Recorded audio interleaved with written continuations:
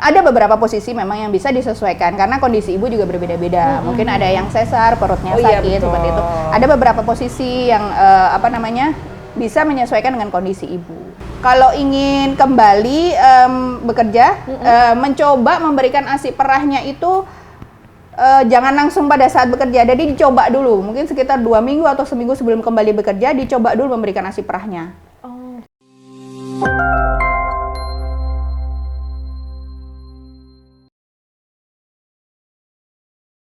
Halo Sobat Mako, berjumpa lagi dengan saya Vivin Citra. Tentunya hari ini saya akan ngobrol-ngobrol dengan salah satu narasumber saya yang sudah hadir hari ini ya. Cantik sekali dengan nuansa ijo-ijo gitu ya, membuat mata Citra langsung seger seperti itu. Ada Ibu Sofi Septianti. Beliau ini adalah konselor menyusui ya di Kota Malang ya, Bu Sofi ya. Bu Sofi apa kabar? Baik, alhamdulillah, terima kasih. Lihat Bu Sofi kayaknya langsung seger gitu ya Sobat Mako ya. Tadinya matanya tuh remeng-remeng, ibarat kata langsung jreng seperti itu. Bu Sofi, hari ini saya akan ngobrol tentang pentingnya ASI eksklusif ya untuk ketahanan tubuh bayi lah seperti itu. Tapi mungkin sebelum saya akan ke sana gitu, saya pengen nanya, kan sering sekali digaungkan ASI eksklusif gitu. Sebenarnya ASI eksklusif itu sendiri tuh seperti apa sih Bu Sofi? Kalau kita berbicara tentang ASI eksklusif, sebenarnya ASI eksklusif itu adalah pemberian ASI saja pada bayi baru lahir, dari sejak lahir sampai usia 6 bulan. Jadi pada saat usia 6 bulan itu bayi tidak mendapatkan asupan apapun selain ASI. Itu yang disebut dengan ASI eksklusif. Termasuk air putih misalnya begitu? Tidak ada asupan apapun, baik air putih ataupun mungkin kalau ada yang orang-orang yang mungkin orang dulu gitu ada yang dikasih pisang itu nggak ada pisang, madu ataupun kopi itu kan ada beberapa yang ada dikasih kopi. Sampai kopi ya Bu Sofi? Iya, katanya kan supaya nggak step apa-apa gitu. Itu jadi tidak ada pemberian apapun, baik madu apapun, susu formula ataupun air putih atau apa aja lah. Jadi memang hanya ASI saja dari usia 0 bulan sampai 6 bulan. Tapi ini terkadang gitu ya Bu Sofi, kendala itu kan selalu ada ya. Otomatis kan ketika seseorang habis setelah melahirkan, kemudian ada yang ASI-nya belum keluar seperti itu. Nah, bagaimana mensiasati supaya anak kita tuh tetap mendapatkan ASI eksklusif selama 6 bulan tersebut gitu? Iya, walaupun sebenarnya menyusui itu adalah suatu tindakan yang natural. Jadi memang menyusui itu sebenarnya kan dilakukan sejak zaman dahulu ya. Dari zaman dahulu sampai sekarang itu adalah suatu tindakan yang natural gitu. Proses memberian makan pada bayi yang natural.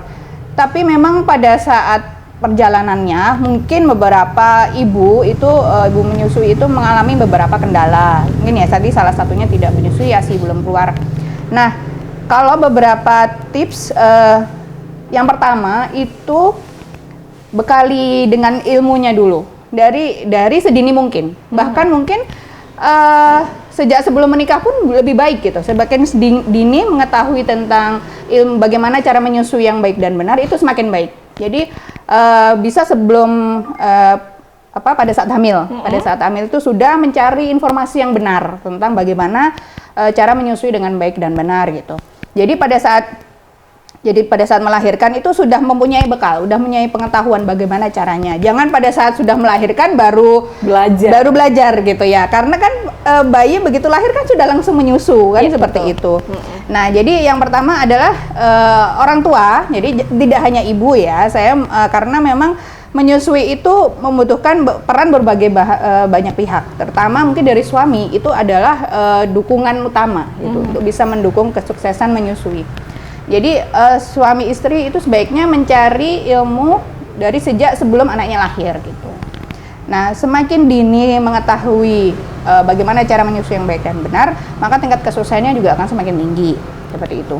Jika sudah tahu ilmunya, otomatis jika ada kendala-kendala yang mungkin terjadi, tidak akan panik gitu, tidak akan panik dan tahu bagaimana cara mengatasinya.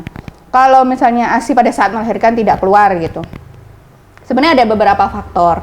ASI itu akan keluar kalau misalnya dihisap oleh bayi. Dia akan otomatis keluar gitu.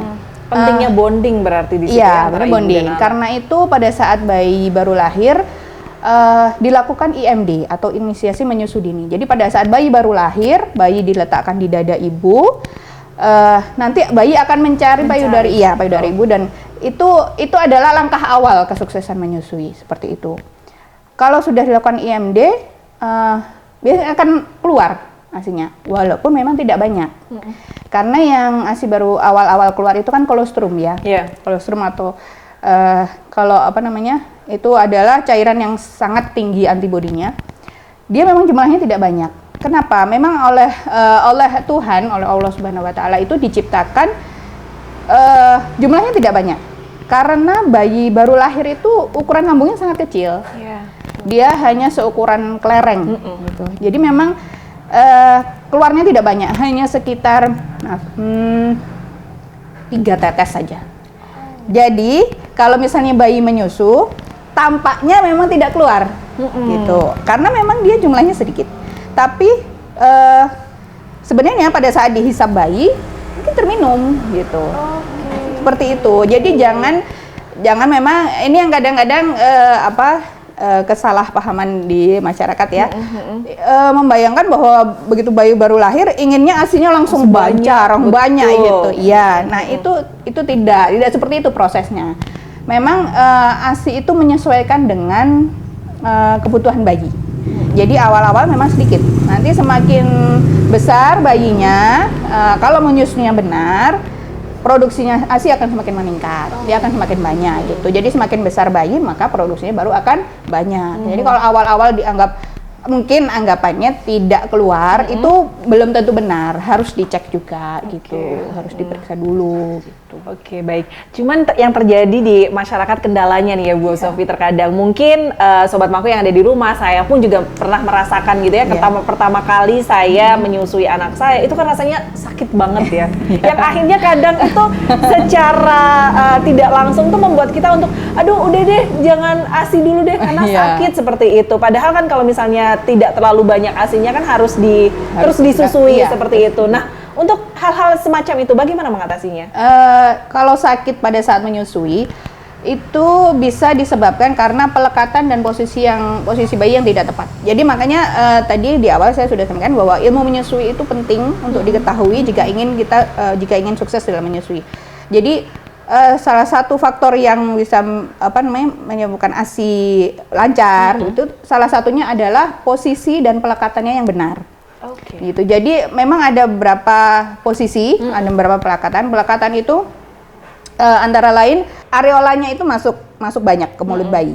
Kemudian dagunya menempel pada dagu ibu. Jadi kalau areolanya masuk banyak ke mulut bayi itu puting ibu tidak kena langit-langit bayi yang kasar. Jadi kalau kita bisa merasakan sendiri langit-langit kita yang depan itu kan kasar. Kalau yang belakang itu agak lembut. Nah, itu yang harus diketahui. Kemudian posisi juga. Posisi itu bayi jangan menoleh. Jadi perut bayi menempel pada perut ibu. Karena kalau menoleh itu seandainya kita gitu ya, kita minum dengan menoleh pun nggak enak kan? Enak, betul, gitu. Jadi memang harus garis lurus gitu. Seperti itu. Memang jadi tipsnya adalah seperti itu. Padahal kan kadang dimiringkan seperti itu dimiringkan. Ada beberapa posisi memang yang bisa disesuaikan karena kondisi ibu juga berbeda-beda. Mungkin ada yang sesar, perutnya sakit seperti itu. Ada beberapa posisi yang bisa menyesuaikan dengan kondisi ibu. Tapi memang kalau yang posisi universal kan memang digendong seperti itu ya, seperti biasa. Tapi itu pun juga harus tepat seperti itu. Itu untuk menghindari mungkin sakit atau lecet pada payudara ibu. Mungkin berarti waktu itu Citra kurang ilmunya ya, jadi sempat salah begitu ya. Baik, Bu, kita kan lagi ngobrolin masalah menyusui, ASI dan lain sebagainya. Di mana memang Agustus ini adalah bulan ASI ya, pekan menyusui sedunia seperti itu.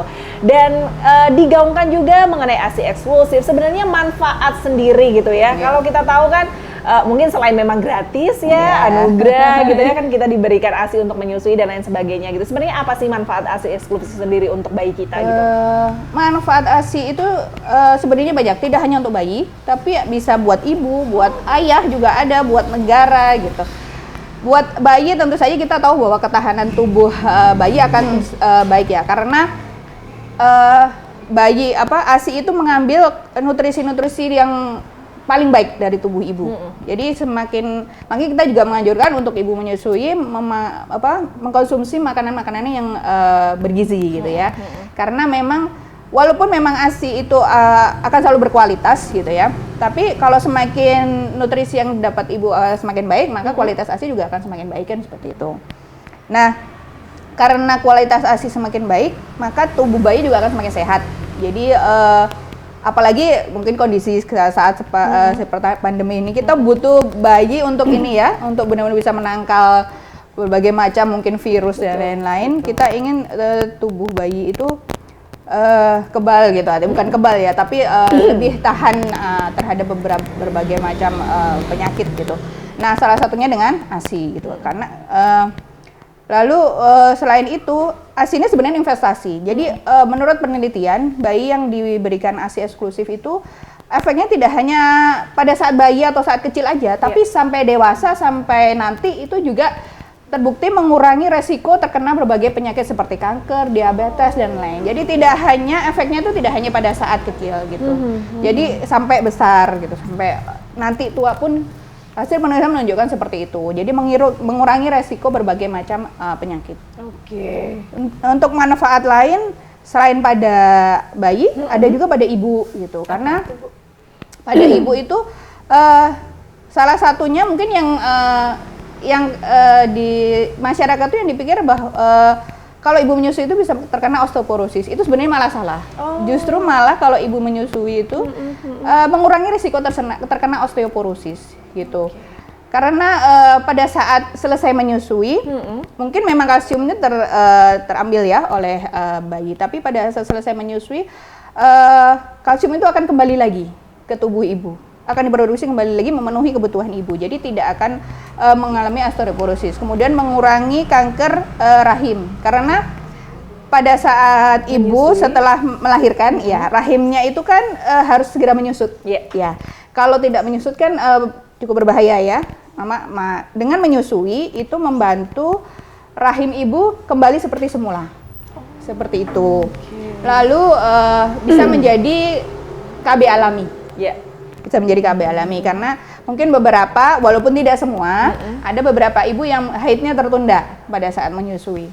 Cuman ya kalau memang ingin menunda kehamilan, seperti KB-KB yang lain juga tidak ada yang 100% gitu.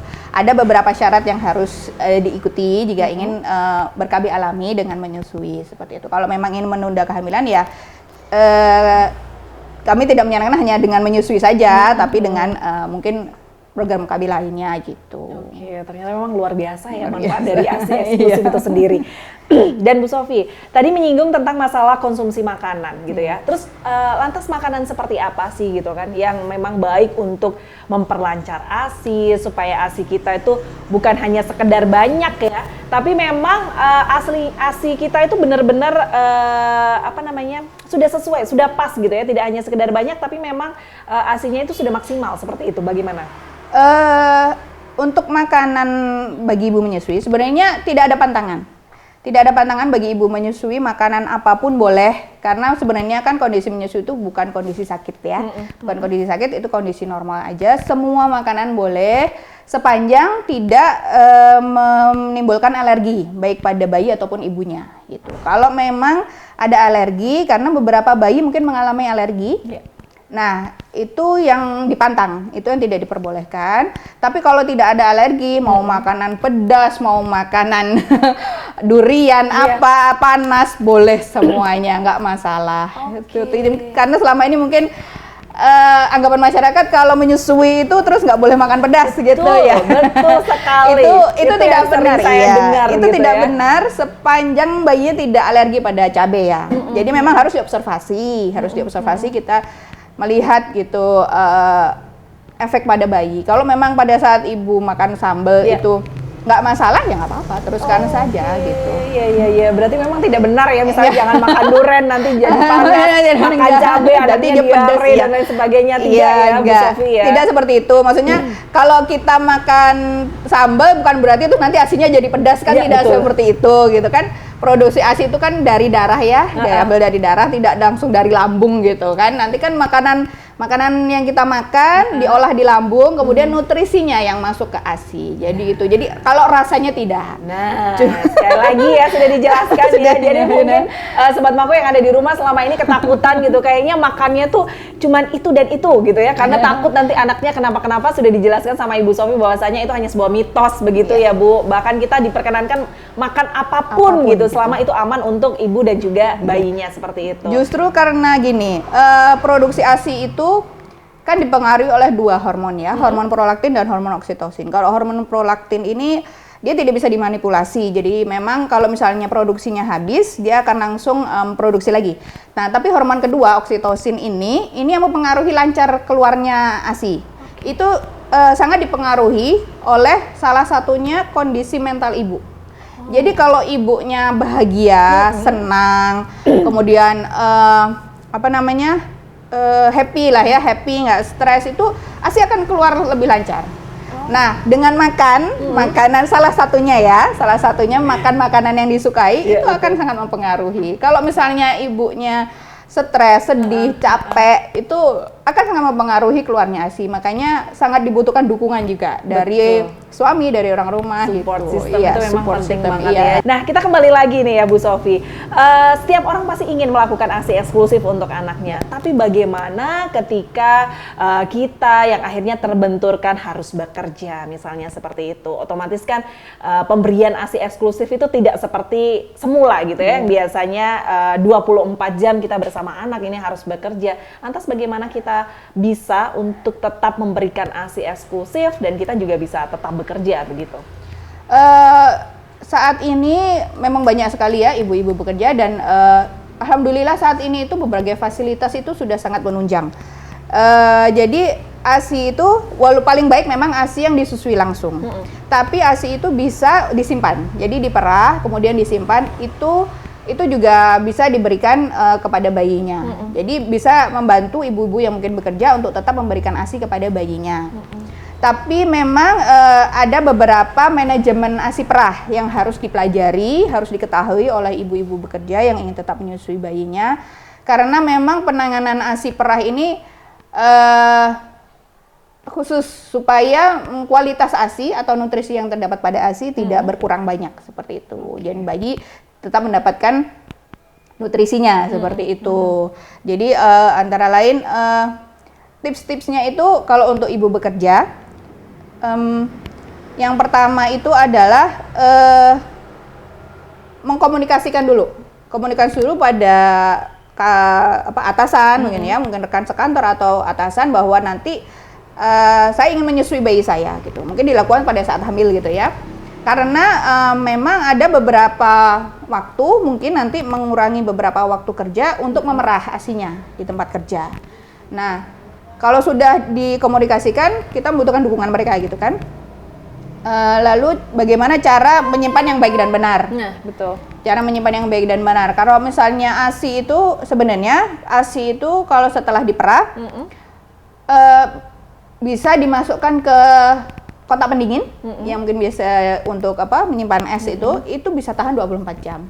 Oke. Gitu. Jadi mungkin masih kuat ya untuk dibawa ke rumah seperti itu. Nah, kemudian nanti bisa disimpan dalam kulkas. Itu bisa, kalau kulkas 2 pintu bisa sampai 3 bulan. Kalau misalnya kulkas 1 pintu mungkin, karena kalau kulkas 1 pintu sering dibuka tutup ya, itu mungkin sekitar 2 minggu atau 1 bulan gitu. Oke. Gitu. Jadi bisa sekali untuk membantu ibu menyusui untuk tetap memberikan ASI gitu ya. Tapi ada beberapa tips, salah satunya itu tidak menggunakan DOT. Karena gini, bayi itu saat menghisap langsung, itu keluar ASInya itu akan lebih banyak daripada diperah. Jadi tidak bisa disamakan, memang hisapan langsung bayi sama memerah dengan alat itu atau dengan tangan itu, keluarnya itu akan lebih banyak dihisap bayi. Sementara produksi ASI itu kan menyesuaikan. Jadi produksi ASI itu akan sebanyak yang dikeluarkan. Memang seperti itu. Jadi kalau semakin banyak dikeluarkan, produksinya akan semakin banyak. Tapi kalau produksinya dikeluarkannya sedikit, produksinya akan sedikit seperti itu. Jadi kalau ingin produksinya tetap banyak walaupun diperah, pada saat ibu bertemu bayi, mungkin pada saat pulang kerja atau saat weekend, disarankan untuk tetap menyusui langsung. Nah, seperti itu. Nah, kalau misalnya pakai dot, banyak kasus itu terjadi namanya istilah bingung puting. Bingung puting. Kalau sudah bayi bingung puting, biasanya bayi itu akan lebih memilih minum dari dot.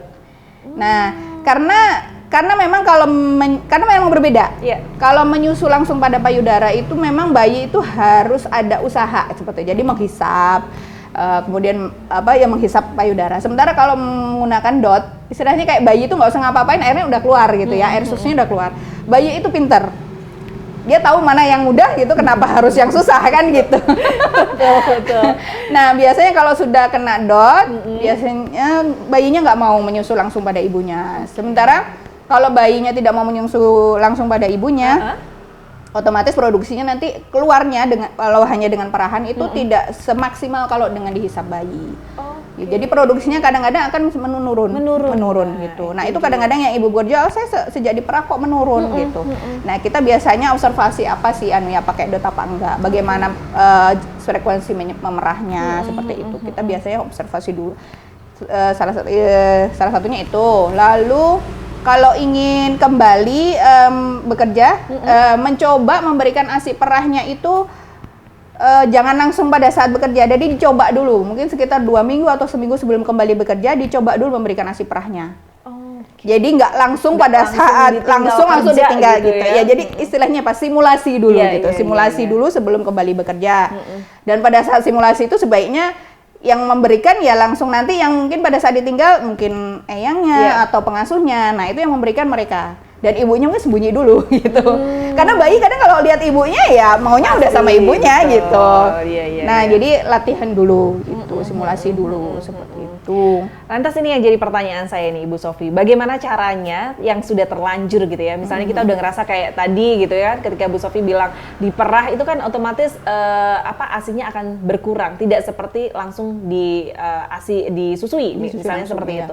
Apa yang harus kita lakukan untuk mengembalikan lagi supaya ASI kita itu juga masih tetap banyak, terus masih efektif seperti itu?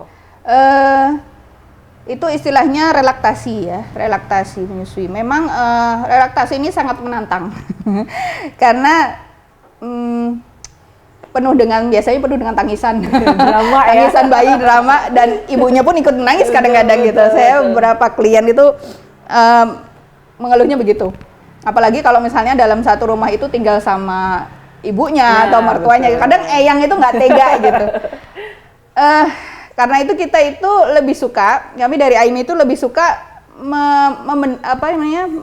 membenarkan dari awal, daripada relaksasi itu lebih susah gitu, daripada kita maintain dari awal yang benar gitu ya, itu lebih mudah daripada relaksasi. Tapi bisa relaksasi itu insya Allah bisa.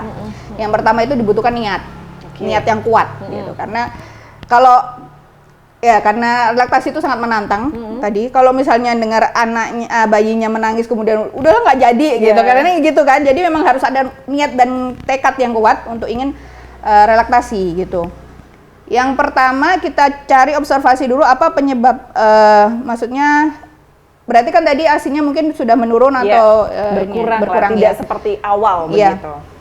Kita observasi dulu masalahnya. Apakah masalahnya itu tadi apakah dari dot gitu ya, paling banyak memang dari dot gitu, karena kalau dari dot bayinya tidak mau menyusu langsung, akhirnya produksinya menurun gitu. Kalau memang dari dot berarti memang dotnya yang disapi, jadi tidak memberikan ASI perah menggunakan media dot, tapi menggunakan media lain, seperti bisa pakai gelas kecil, bisa memakai sendok, bisa memakai pipet, bisa pakai spuit, sebenarnya banyak metodenya banyak. Nah, kami memang dari awal selalu menyarankan sebaiknya dari awal memang sudah menggunakan media selain dot. Jadi jangan pakai dot gitu, atau dot atau empeng atau apa, karena itu bisa mempengaruhi hisapan bayi. Gitu. Kalau memang masalahnya dari dot, ya memang harus disapih dulu menggunakan media lain gitu. Kalau masalah lain, nah itu salah satu caranya. Tapi memang itu tidak segampang yang diucapkan dia gitu, karena anaknya sudah terbiasa dot, kadang nggak sabar gitu ya. Memang kalau pakai dot tuh airnya mengalir deras gitu ya, kalau gitu diganti pakai gelas kecil yang mungkin sedikit-sedikit itu susah. Tapi memang harus pelan-pelan gitu, harus dicoba lagi. Memang tidak bisa dipaksa, kita tidak bisa maksa bayi. Kalau memang bayinya istilahnya nggak sabar, ya udah nanti dicoba lagi gitu. Nanti dicoba lagi, jadi pelan-pelan dicoba lagi, tapi harus telaten, memang harus telaten dan kuat. Dan jangan memberikan ASI perahnya itu pada saat bayi mengantuk atau sangat lapar. Jangan sangat lapar. Kalau udah lapar ngamuk kan bayinya akan nggak sabar gitu. Ya nggak sabar. Jadi ibu harus tahu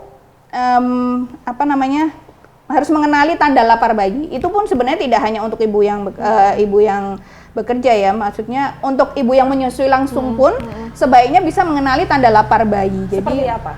Tanda lapar bayi itu ada beberapa tahap. Pertama, bayi itu dia akan tangannya itu akan bergerak-gerak dan dia kemudian kepalanya akan mencari-cari seperti itu. Itu kalau misalnya tangan ditempelkan ke sini dia akan langsung mencari seperti itu. Kalau bayinya sudah kenyang, bayinya tidak, dia tidak akan seperti itu. Memang itu refleks ya. Kemudian tangannya dia akan bergerak-gerak. Itu sudah tahap kedua. Makanya kita sebenarnya tidak menyarankan bayi apalagi bayi baru lahir itu diberikan sarung tangan. Karena itu sebenarnya sinyal juga gitu. Sinyal juga untuk bayi menunjukkan tanda laparnya. Kemudian kalau misalnya ibu bisa mengenali tahap itu, udah tahu bahwa itu bayinya lapar, akan langsung disusui, akan mengurangi tangisan, kan seperti itu. Karena bayinya belum sampai menangis. Sebenarnya menangis itu sudah tahap akhir. Bayi itu lapar. Jadi sebenarnya sebelum itu bayi itu sudah menunjukkan tanda-tanda lapar gitu. Ya sudah ini. Kalau misalnya dari sudah menggerakkan tangannya tidak, ibunya belum paham, belum mengetahui bahwa bayinya lapar, dia kemudian akan menjejak-jejakkan kakinya. Itu berarti tanda lapar, seperti itu. Obrolan yang sangat menarik ya, tapi memang karena waktunya juga. Mungkin yang terakhir nih, apa yang ingin disampaikan Ibu Sofi untuk Sobat Mangku yang di rumah? Silakan. Menyusui itu memang suatu tindakan yang natural sebenarnya itu. Tapi memang mungkin beberapa mengalami kendala dalam menyusui. Karena itu kami menyarankan untuk ibu-ibu yang ingin menyusui untuk mencari informasi yang baik dan benar bagaimana cara menyusui yang benar untuk meningkatkan kesehatan menyusuinya. Lalu ASI eksklusif itu sangat bermanfaat untuk bayi, untuk keluarga. Karena itu kami mencoba mengajak ibu-ibu untuk memberikan ASI kepada bayinya, memberikan ASI eksklusif di awal-awal kelahirannya, kemudian diteruskan sampai 2 tahun atau lebih. Kalau memang ada kendala dalam menyusui, kami dari AIMI, Asosiasi Ibu Menyusui Indonesia Cabang Malang, juga bisa membantu, memberikan konseling. Nanti kita coba bantu bagaimana cara menyusuinya. Kami juga ada kelas-kelas yang juga bisa digunakan untuk mencari informasi yang benar, bagaimana cara menyusui yang baik dan benar. Oke, baik. Sekali lagi terima kasih banyak untuk Ibu Sofi sudah berbagi tips dan ilmunya untuk hari ini ya. Yang jelas juga semangat untuk pejuang ASI yang ada di rumah, Sobat Mangku semuanya. Dan memang support dari keluarga tentunya, lingkungan ini penting sekali untuk Ibu menyusui ya. Sekali lagi terima kasih banyak Ibu, sehat selalu ya. Kita ketemu lagi di lain kesempatan ya.